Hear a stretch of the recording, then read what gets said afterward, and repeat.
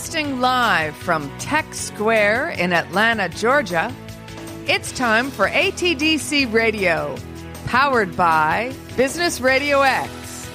Now here's your host.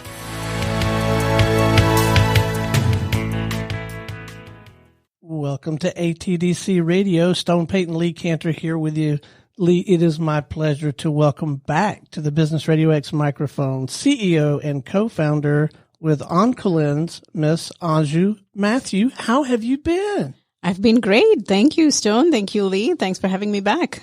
Well, Anju, there's been some big news, right? OncoLens. Why don't you tell everybody the award you recently were awarded? Yes. We were named first among the top 40 most innovative companies. And then just last week, we were narrowed down to the top 10 most innovative companies in Georgia by the Technology Association of Georgia, or TAG. And then we named you the top one here in this room. So congratulations on that. That's perfect. I will take it. Well, let's be clear now. Before your last interview, you had not won this award. That's correct. Then you had the interview. Then you won the award. Have I got my facts straight? I see. Yes, you do. So you connect the dots. Yes. Makes a lot of sense. Now I know. So tell us what's going on. So I think we're making great progress, and we're thrilled to have been named as the top 10 most innovative companies in the state. A lot of it is with the help, of course, of ATDC and various, including our customers within Georgia. So I'm very thrilled to be part of this community, the mentorship here at ATDC. And as I mentioned, there's just Atlanta Technology Angels, BIP Capital. These are all entities within the state of Georgia that are helping innovative companies like ours. From a company standpoint, we've made great progress, not just within Georgia, but also outside the state. So we are now live and running at customer sites across 15 different states. This is over a period of 2.5 years since we became generally available to the market. So very excited by the progress we're making and by some of the cool things that we're doing for cancer patients. So now talk about, as a co-founder, how did you create a culture of innovation within the company? Yes. I think fundamentally it has to start very much of being part of the culture. And that starts with being very closely aligned to the customer. So across the board, be it our customer success teams, our product teams, our development teams, listening very closely to the feedback that we get from our customers. And then engaging with them to understand, okay, well, this is your pain point. Now we have this pain point. We're going to try and help solve this problem. And from there, then engaging back with them saying, well, this is our hypothesis and how we can help solve it, and getting that ongoing feedback and working with them very closely. That is one of the things you will hear a lot about OncoLens from our customers, about the team. That's a very supportive and very engaged team. Many companies, from my prior career as well, we all strive to be innovative, but it has to be embedded within the culture. So listening, I think, is a key factor, listening to your customers and treating them as partners as opposed to just customers. Now, when you were forming the company, was that something that you spent time on and you were trying to get right, or is this just something that naturally evolved? I would say, as co-founders of the company, that's something that we embedded in very early on. So rather than growing very quickly in the beginning, we wanted to make sure that our customers, as they got onboarded, were very, very happy. So, that is, in fact, one of the struggles in the early life cycle of a company, a startup, is what should we do? Should we go for customer satisfaction, the customer just closely engaging with us, or let's start getting more and more traction within the market? We actually made that conscious decision that we have to make our first set of customers very happy with us. And that was the initiation, if you will, of making sure of embedding within our culture that we keep listening to our customers. So with that, then as we grew the customer support team and also the development team and the product teams, that culture, it just got embedded into the culture of listening closely and making sure they're very happy with what we're giving them. And then that required patience on your part. Instead of just put the pedal to the ground, you were saying, hey, let's be very mindful of this and let's get this part right. Yes. And then build on this stronger foundation. That is very right. Yes. Well, again, in the early days, especially when you have only so much bandwidth, it was a conscious decision to say, well, we're not going after sales at this point of time or additional sales. We're going to make sure we get these right. And then then we'll slowly keep adding on sales. Now, was that something on your internal team at that point that everybody was in agreement with, or is this a point of there was friction in terms of, hey, we need more sales, like, how to create that balance? Not so much. No, I think everybody understood the goals. I mean, that's, again, just as we listen to our customers, I like to say that we have that culture of internal respect and listening within the team. And so, for others who wanted to understand where we were like, why aren't we building out the sales organization even faster? It was a matter of having that discussion to say, well, no, we have to get a few things right. Let's get the infrastructure right here first, right? We don't want to get to a point where you don't have the right reputation in the market, because coming back from that point is much harder. Right. So, and culture is one of those things. It's going to happen whether you prepare for it or not, right? There's going to be a culture. That is. So you might as well be mindful and try to create as strong a foundation as possible. That's correct. Yes. So now as you move forward, how has the company evolved in your mind as you've kind of grown? Yeah. So, in multiple ways, from a product standpoint and from a technological solution standpoint, we have evolved from where we started. So early on, we were very much a tumor board platform, which is a platform that helps for collaboration across, cancer patient cases. Right. And so bringing all the necessary providers, so be it medical oncologists, radiation oncologists, and others to the table so they can make the best decision for that patient. So bringing efficiency to that collaborative discussion, that was the core of what we did. And then from there, though, by listening to our customers, we've evolved on that. Now we have a layer of clinical decision support that basically will clearly delineate to our providers that say, well, these are the clinical trials that are most applicable to this patient. Mm-hmm. These are the evidence-based guidelines you should be considering for that patient. These are the quality metrics you should consider. What is it in the latest precision medicine solutions or personalized medicine solutions you should be considering for those patients? So we have evolved with our customers, listening to, again, what they feel is necessary for them to make the best decision for the patient. And so our product has evolved from there. And alongside that, now as we feel that we have been able to build a very strong sense of customer satisfaction. We have very high NPS scores. And now it is a matter of just building awareness in the market and, growing from there. And then how do you kind of get the word out right now to the market? Various tools. We use different marketing techniques, including PR like this. But we also have, thought leadership that is very key in the specific market that we are at. So you're speaking at conferences and things like that? Right. But it could also be, it's case studies specifically on how we were able to solve a problem for a particular cancer center. So some examples of that were just how we brought efficiency to various cancer programs, right? So typically what we do is for like a tumor board discussion, something that used to take on average 10 hours of preparation time, we've reduced that to less than an hour. So getting that case study out there to our base is important. And our base is actually very, in tune with thought leadership. They like to read more. They like to see how they can make things better. So now when you tell them, you can say, it was 10 hours, now it's less than an hour. Is that something that sounds too good to be true? It does sometimes, but we have the data to back it up. Absolutely. And, and like I said, we have multiple case studies and customer references that can back it up. But, we've been thrilled by the results that we've got. And has anything surprised you in the growth of the company? That's a great question. Anything that was something appeared that maybe you didn't see coming? I wouldn't say it's been surprising. I mean, there are challenges as there are in any industry. The healthcare industry in itself, just has a long sales cycle. And it's always changing. Exactly. Even the things you planned for 2 years ago, it could be a different landscape in 2 years from now. Yes. And that's why, again, it is very important for us to be innovative and to stay in front. More competition has entered into the market, which is a good thing. I think combined, we help to build awareness about what can be done. Right. But it's also makes it more important to be even more innovative and keep a step ahead. Now, is this something that the actual patient sees? Is it visible to the patient, or is this something that happens only kind of at the hospital or the tumor board level? As of today, it's not directly visible to the patient, right? But they get the indirect benefit in that all the relevant information around that patient is being discussed in that multidisciplinary setting with all the relevant information to back up that decision.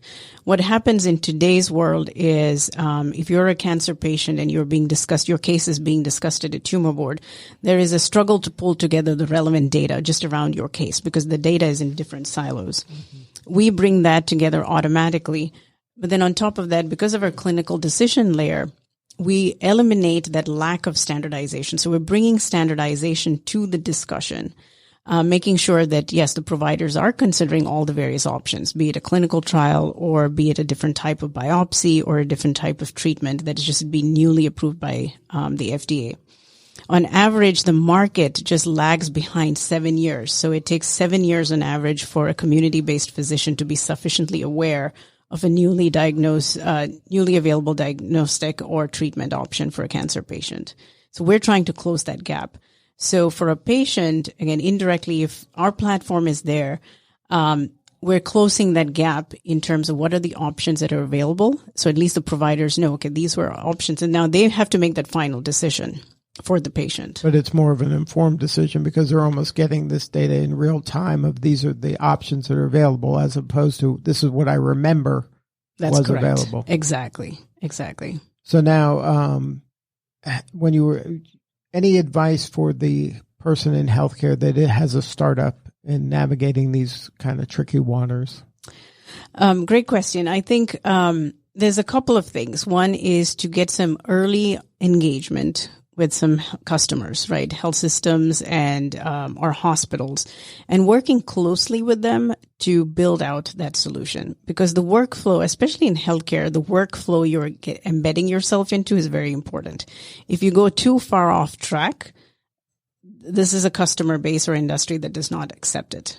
So that close engagement and utilizing your initial customers as partners, I think is very key to this process. And work within their existing kind of the way they do things. Yes. Rather than be so disruptive, even though it might be way better. Right. They won't take the leap with you. That's right. Try for the evolution as opposed to a revolution. Yeah. So now what was the catalyst for you to go out on your own and start this? Because you were working with large established firm. That's right. I would say it was the customer. Yeah. So we knew, between my co-founder and I, we knew there was an existing issue. But again, in terms of how pressing an issue it was, we hadn't explored it that much. But we were, being part of this industry, we were part of those conversations. And in fact, we had 2 hospitals here in the Atlanta area that just, we were having conversations with them and said, this is a humongous struggle. If we're talking about the delivery of quality cancer care to patients, these multidisciplinary discussions are very important, but we can't do it. We don't have the resources to do it. And so patients are going to miss out. And so from there, it was really what we were trying to do at that point of time between my co-founder and I was to solve the problem for this hospital and then the second hospital. And from there, we saw the benefits. And then again, listening to the customer very closely, we said, okay, well, we understand this. There is a significant market that we can serve. So did you leave your job for this venture at that point that they raised their hand and said, hey, this is a problem I'd like you to solve? No, I left it a little bit after until we got some more market validation. So my co-founder was kind of leading the front there. And yes, but it was just sitting with them and seeing, okay, this is how we can figure it out. And it's going with the lean startup model of saying, okay, well, let's see if this can be solved. And the market will accept it. And so, yes, it is once we got validation and saw that how much of a benefit that we could bring, that is when I personally made that decision to leave. Now, at what point did you say, I think I want to learn more about ATDC and have them kind of be they're a partner in some ways? Yep. This was actually through indirect connections. First met with Richard Nelly, and he introduced me then to Jane McCracken. And then ever since then, Jane has been a great mentor to me. So she's the one who introduced me and brought me into ATDC. And so you weren't aware of it in your previous life? I was. So my first startup was in the cancer space as well, but that was 10 years ago, and ATDC was nothing like what it is today. Right. Yeah. And then so when you went out on your own, it didn't occur to you, oh, let me just plug back in ATDC. It took the Jane and... Yes. It did, yeah. And then now that you've been here for a minute or so, how have you enjoyed ATDC?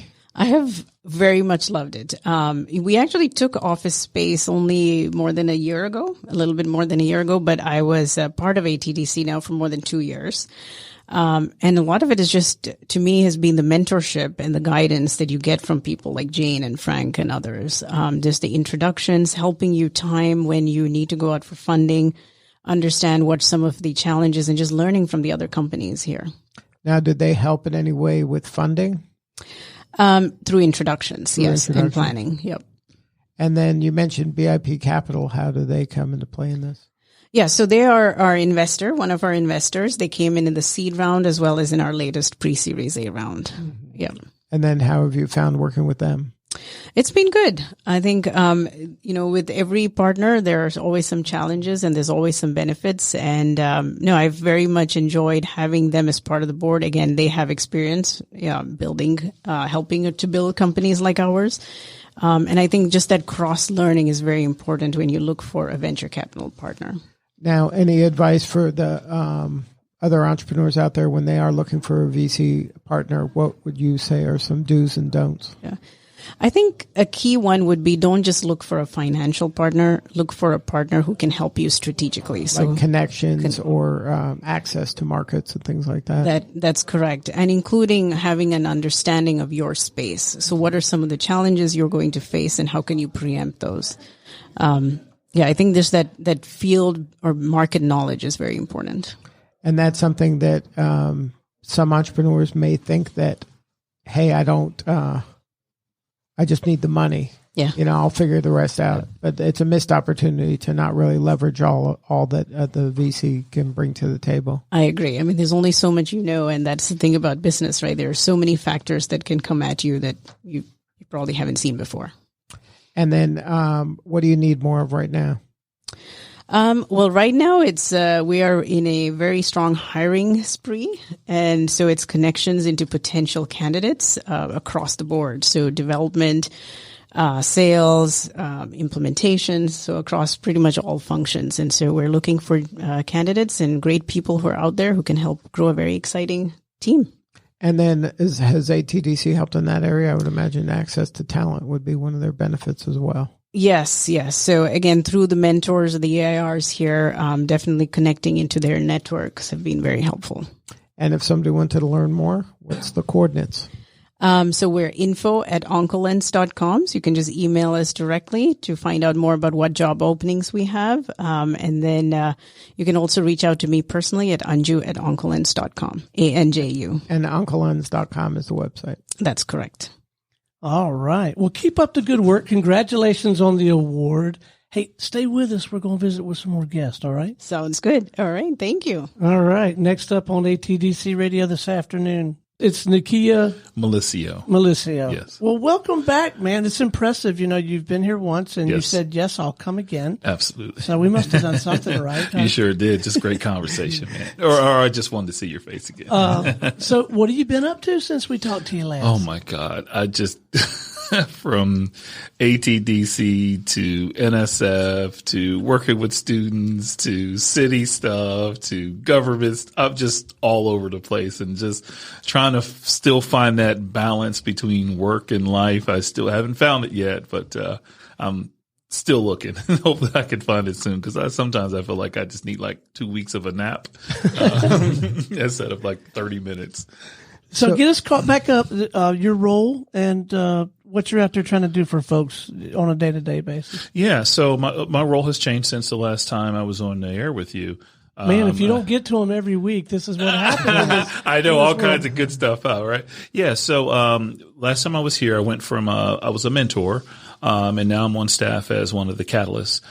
So I've working with full-time companies assigned to me and coaching them as well. So my day-to-day responsibilities here at ATDC is coaching companies, managing all the mentors, and then managing the Educate program, which we have about 600 companies in there. And so right now I'm kind of disrupting the Educate curriculum a little bit to kind of give some of the ATDC Educate members a little better flavor and push them to really building some high growth, high net worth startups. And that's what the overall objective is as it relates to that. And so it all starts with good content and good programming related to that.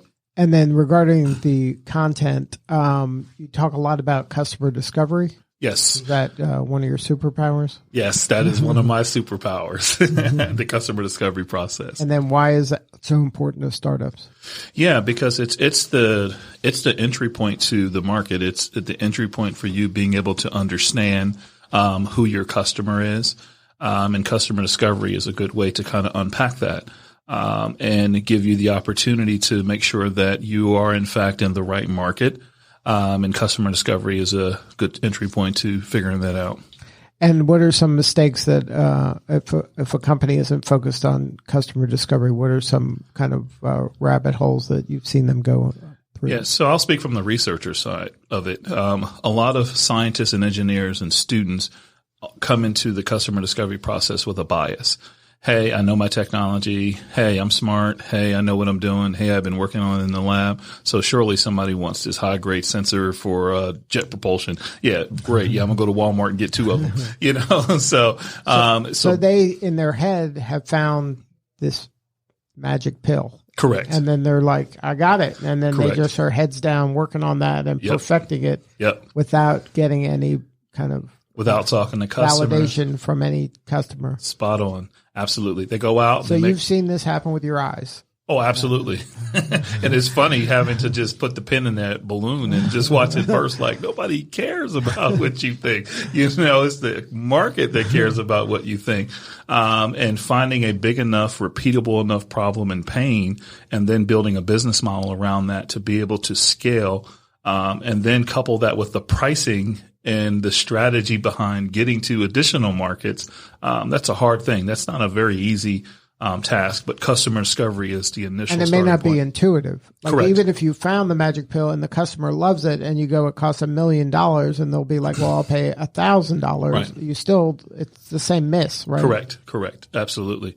Yeah. So I think to that point, though, I think if there is a market that they do think is relevant to their technology, some of them think, well, hey, I've done enough research. But I said, let's really pull back a little bit, because you may find another market. You may find another market in customer discovery, another subsegment that may fit that pricing model that you just described. So it's me as the coach or the mentor is to see the blind spots for the entrepreneur, and to make sure that they are in fact doing customer discovery in the right way, and how to dissect those insights and how to incorporate those insights into actionable business model and how to actually move forward on it. Now, how, as a mentor catalyst in this regard, do you prevent yourself from being kind of biased? Like, because something might look like a great idea or not a great idea, but ultimately no one knows until the market kind of tells you. Yeah. So we as catalysts kind of wear a balance, have a balance there. So we may have a company that comes in and says, hey, I do know that there is a market for it. And I may have said, hey, I've worked with 20 other startups in this market and none of them were successful. And you're doing the exact same thing that they're doing.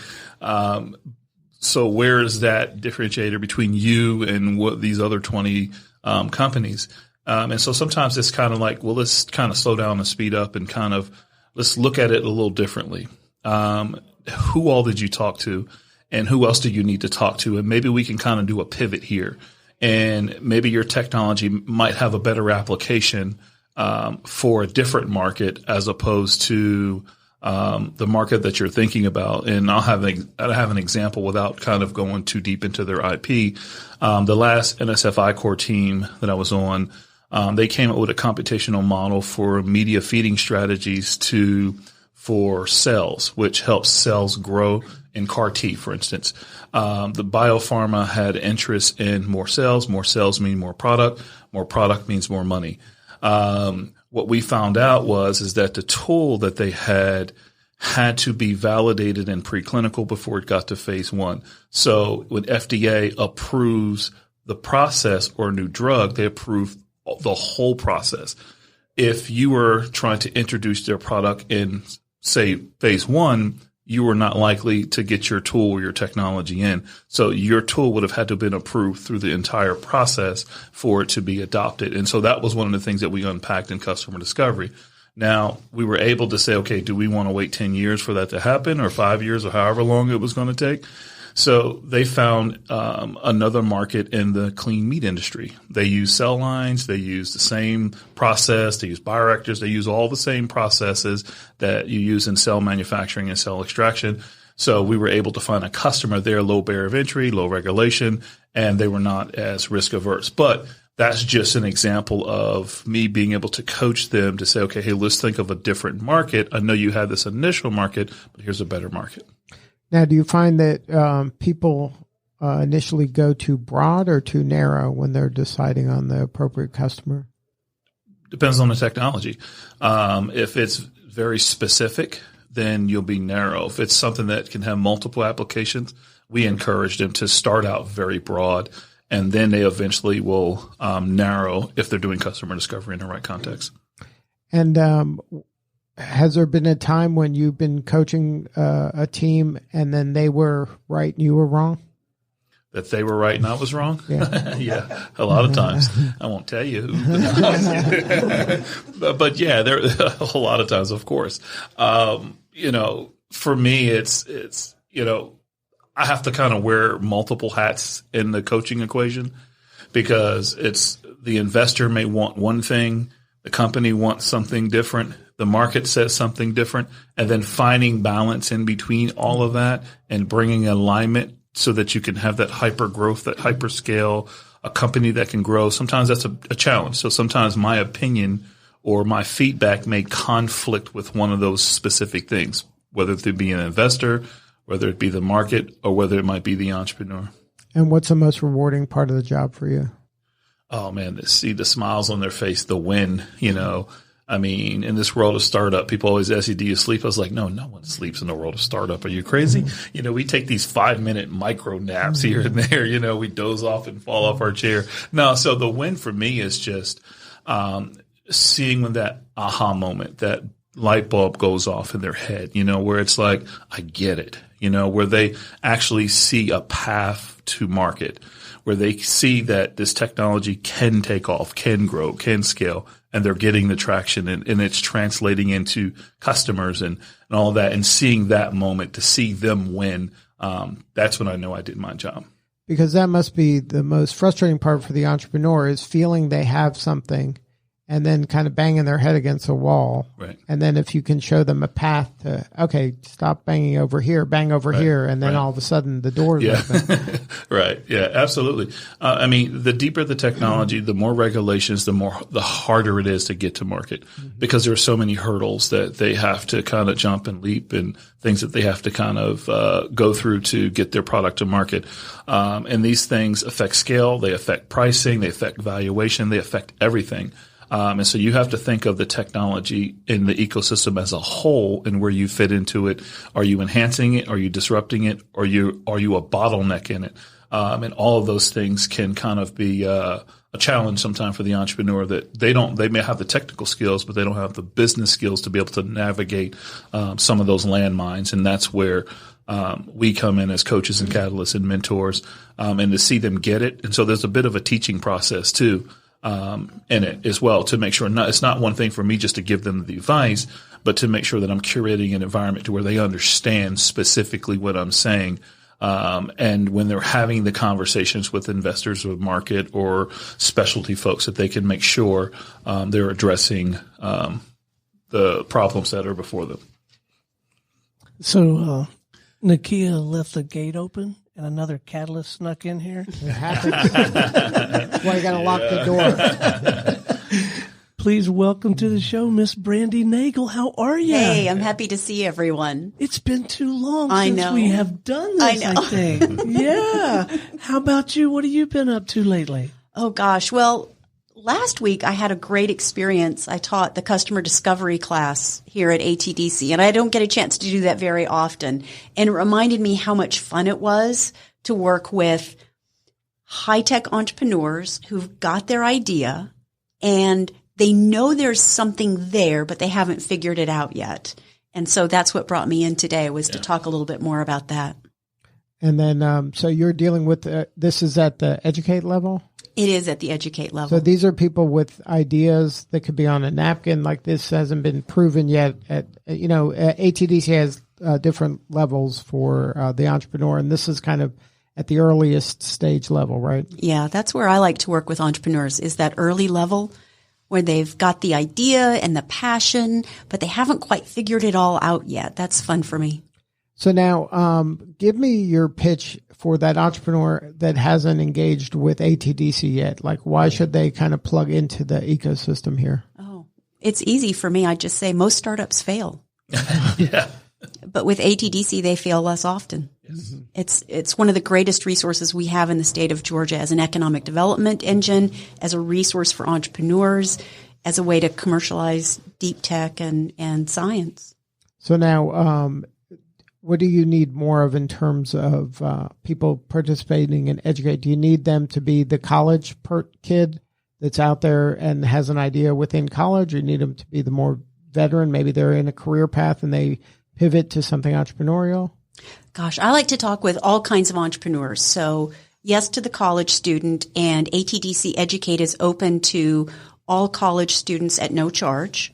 So I love that. There's they just need no to, excuses there. There's no excuses. If you have an idea, just come to something at ATDC to see any validation of any kind. Absolutely. And my own experience is that entrepreneurs in that young age group where they're in the habit of going to school, ATDC Educate fits very easily in for them because they're in the habit of studying and doing assignments. Not everyone else is. But I meet other kinds of entrepreneurs all the time, anyone from early and mid-career to people who've just recently retired from something, or they're making a career change. And they all bring something different. Sometimes it's they're bringing fresh eyes to an industry, or they're bringing decades of experience to an industry. Everyone's got something. Everyone's got something that they bring with their idea that makes them the right person to move it forward. So now, how does ATDC work with some of these underserved markets that maybe don't know that there's these resources available? Well, this is important to me in particular. I've been funded to do work at a number of universities and colleges around Georgia. So I've been out to Albany State University, Morehouse, Spelman, Clark Atlanta University, Morehouse School of Medicine, and Georgia State University. And those are all minority-serving institutions. ATDC works with everyone in the state of Georgia. It's taxpayers' money. What we really specialize in, though, is working with the person who's got that deep tech or that deep science, something or other, the thing that it's not obvious how you're going to take it to market. It's not something that you're going to find an automatic price list if you Google, right? Right. Those are the things where ATDC really has something to offer. There are a number of other really wonderful programs that fit together with ATDC. So I'll give a shout out to my friend Joey Womack at the Intentionally Good Project. Tiffany Bussey at Morehouse College is doing amazing work. Even James Lillard and his crew over at Morehouse School of Medicine, they're all doing amazing things in the community. And ATDC can just be part of that. It's additive. We're not in competition. Right. And then it's a way to collaborate with all these different groups. There's something for everyone. Yeah. Really. Yeah. So now when you did this customer discovery you said it's been a while since you did that one for the Educate group. Yeah. And then I had the opportunity to do it last week. Yeah. Right. So then what was it like? Were there different questions? Were there different challenges, or is it the same kind of thinking now? It was largely the same. Part of the fun of teaching that class is you don't know who's going to be in the audience. Mm-hmm. So sometimes you've got a handful of students, and what they're focused on are startups that address the problems that they experience in their everyday life. Right. So it was a personal thing for them. Very personal, very consumer oriented typically. Right. Not always, but very often. But what we had in last week were some very different kinds of things. There was a med tech that addressed a very specific kind of problem in a very sophisticated way. And we had one person who said, I'm not actually solving a problem. I said, you're not? And she said, well, I'm solving a problem, but my customer doesn't know they have it. That's really a different situation than, how do you do customer discovery if your customer doesn't know that they've got this problem, right? So how do you do that? Well, you have to figure out what the problem is or what the need is. Maybe it's not a problem. Maybe it's a need. So maybe the way to say it is things like, fashion, art, some of those kinds of consumer-oriented things. They don't always solve an obvious problem, but they meet a need. And sometimes it's the need for beauty or status seeking, or it might be self-actualization or something. We look at Maslow's hierarchy of needs and see how do we map what we're offering to what people might actually need. Now, when you're talking to that customer, when they're doing the discovery part of this, how do you kind of help them determine that their product is a must-have for their customer as opposed to a nice-to-have, which can make the difference between success and failure a lot of time? That's just customer discovery. Got to talk to the people. It takes a little time, don't you think, Nakia? Yeah, absolutely. And back to the point that you were asking about new markets, especially if you're bringing something to market that's new, innovative, that's no one knows about. There's a lot of education around that. There's a lot of, getting customers to kind of, see why they actually need that particular product or service or solution. You can do some observational customer discovery to see how they're currently doing or using an existing solution that's similar or like that particular market. So there's some things that you can do to address those specific things.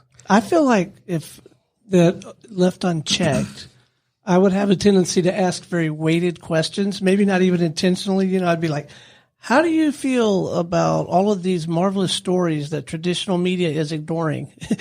And don't you think there should be a business radio platform?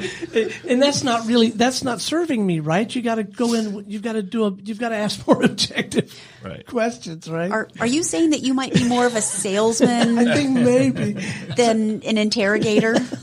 But that's important, right? You've got to try to be more objective than that. When you can't lead the witness, right? Yeah. That is hard. And for some people, it's harder than others. But we have some techniques around that. Mm-hmm. So one thing is you may try to flip your question so that you're trying to ask about the opposite. Mm-hmm. That might help because biases are normal and we're excited about our own ideas. So of course that's going to come through in customer discovery, but we've got some techniques to help you think about how to ask questions differently, or even if I can't ask you directly because I might think that you're not going to answer me honestly, I might ask indirectly and say, so if you think about your friends and family, what do you think they would do about this? Or what have they done in the past? And you can ask about past behaviors instead of just opinions. Sometimes that helps too. But how do you kind of determine if they're saying, yeah, I love that idea, and yeah, here's money for that idea? Like, a lot of people think that's something's two different a good responses. idea. But when it's time to write a check, they're not so quick to write the check. We are looking for buying signals, but yes. Yeah, you have to do enough customer discovery and get enough data that you can sort through false positives and get to the real data. And as Nakia mentioned, also sometimes the thing that you're asking about might not be where you end up with. And Nakia's seen this a dozen times. I have just a brief example. A team wanted to create an app and give it away for free. The feedback that they got was, if it's free, no one will value it. What you really need to do is sell it to our boss and sell it for $10,000 per experience. And that was the business model going forward. Free was meaningless. 10 grand a pop was meaningful. Right. Yeah. You have to be a little bit surgical and intentional with customer discovery. And what do I mean by that? It's like, who are you talking to and why are you talking to that specific person? And what is their specific problem or pain that they're trying to solve? And who in that organization, we like to use terminologies like day in the life of the customer. What does their workflow look like? If you have I like to use jet engines and airplanes because I just love airplanes and I love mentoring and working with companies that are in that space. So if someone says, hey, I have a product that goes into a jet engine, but yet I don't know who to sell to, so I'm going to go talk to the CEO.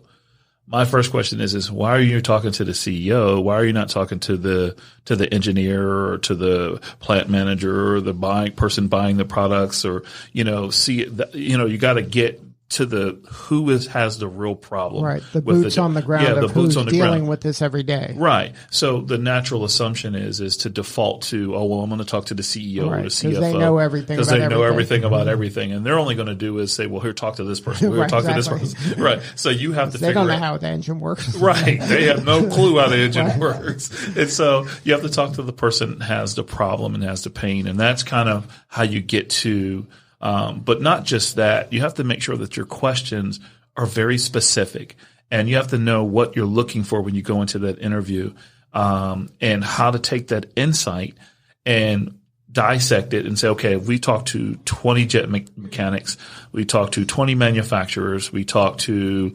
20 distributors, and see who has the problem in that value chain. Because it may be the mechanic, it may be the manufacturer, you don't know.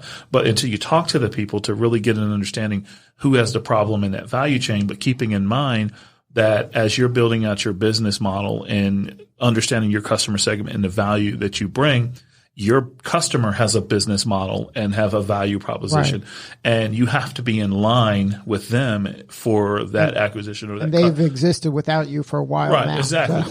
Right. To see the value. And then you find enough of those people that have a problem and the pain that you're trying to solve. And that's where so you don't stop at the first one that agrees with you. No, that's silly. Then it sounds like work. Then you're asking them to go contact hundreds of them in order to get the 20. Right. Exactly. Oh yeah, it's dreadful. It's dreadful. Right. So Steve Blank, who's really the founder of this customer discovery model, says the first 20 interviews that you do are really you learning how to do the interviews. Right. Those are practice. That's practice. Right. And then my own observation is that first 20 interviews is sometimes how you get through all the people you know. Right. The people who don't want to hurt your feelings. Right. Now you get to the hard ones at 21. Right. So it takes about 60 interviews in our experience to get enough data that you can start to see some patterns emerge. Mm-hmm. And then Steve Blank will say, easily 200 interviews for a consumer product. Wow. That's a lot of work. It is work, but it's preventing failure. So it's worth it to do it. And then what are some clues of a product market fit? So what I take to be a good signal is when I will say to an entrepreneur, tell me what you're up to. And they'll say, my customer is this kind of a person, and they've got a good level of detail, not just gender and where that person lives, but they can say something more meaningful than that. And then when they say, and then this person wants, and they explain something in the customer's voice, when they start talking about it, I can just hear from the words that they choose that they've figured something out. Now that doesn't mean that they necessarily have product market fit, but it's a really good signal for me as an educator. And then what else do you see, Nakia, that convinces you? Yeah. So, one of them is you've got wide scale adoption and everyone's talking about your product and your service and they're looking for you. But hitting product market fit is a lot harder than people think. You typically don't hit product market fit till like 2-3 years, maybe 4 years in. And there's companies that are very well funded that have a hard time hitting product market fit. And we know a few of them. I won't mention them on here, that had some really inflated evaluations and just didn't turn out too well. But product market fit for me is you have found a group of people on a global scale that consistently want to consume your product, and you have uniquely matched up all of your values and features to their wants and their values and their features. And it's a seamless process of adoption. It is a seamless process for growth. It's a seamless process for scale.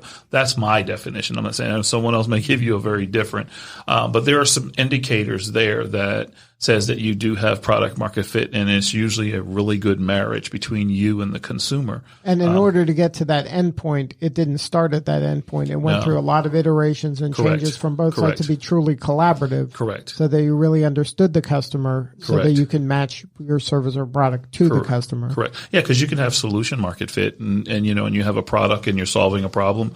It's low level and it works, and there's some adoption to it, but when you're talking of having mass scale adoptions, that leads to that point of product market fit, that takes time, takes a lot of capital, takes a lot of, heads nodding, say, yes, we will do this. We will adopt you. So that takes time, and building out a company. I always tell companies, build with the end in mind, and every decision you make along that process reflects that end. Whether you're trying to IPO, be acquired, just stay in M&A, get private equity, all of that. All of those are very different paths. And I think that the decisions you make along that path will reflect the direction that you're heading from a startup to this global company that everyone must have your specific service. Those are decisions that have to be made, and you have to have the team to be able to have the forevision, to be able to make those decisions with you. And then you have to have the capital and have not just capital, but smart money, not dumb money, because you can have dumb money with no vision and they don't know how to lead you. They're just giving you a bunch of advice, as opposed to smart money that understands regulators, that understands markets, that understands global scale, that understands how to truly drive your business to the next level. So there has to be a synergy between all of those things to really help that company get to a place of product market fit. And if there's an entrepreneur out there that wants to learn more about the ATDC way and learn to be ninjas at customer discovery from you guys, come see me and Brandy. We're the customer discovery ninjas. For where sure. should they go? ATDC.org is the first place where they start, and they can come in through the educate level. And it's only $100 a year. It's $25 a quarter. No excuses. And if you're in college, it's free. Yeah, it's free. Right. If you're in college, it's free. Or free 99. Free 99. There's the price. Free 99 is the real price. So, yeah. Good stuff. Well, thank you both for the work that you're doing and for helping people get to the next level and fail less. Yeah, thank you. Thank you. All right. This is Lee Cantor for Stone Payton. We will see you all next time on ATDC Radio.